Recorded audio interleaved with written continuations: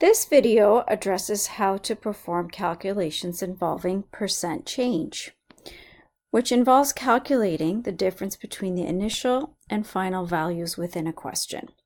So take a look at the percent change formula.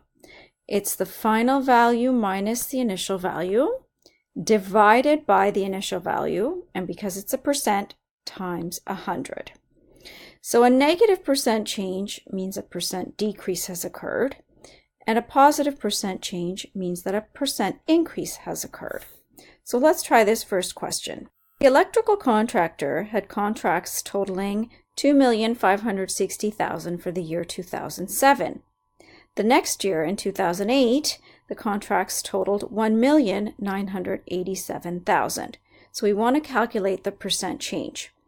So the year before, 2007, that would be our initial value, and the following year will be the final value.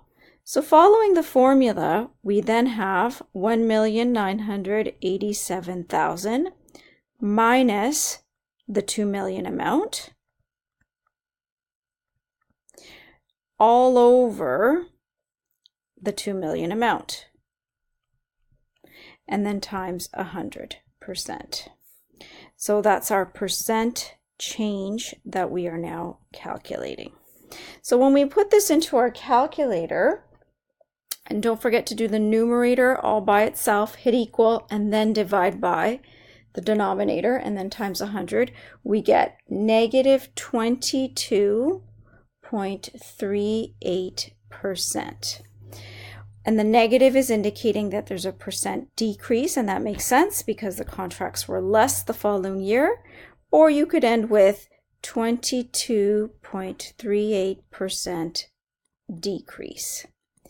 You wouldn't want to say negative 22.38% decrease because that's redundant. So one or the other is just acceptable. So take a moment, pause the video, try question 2, and see if your answer is correct. Hope you were able to get this answer for the percent increase of 11.30%.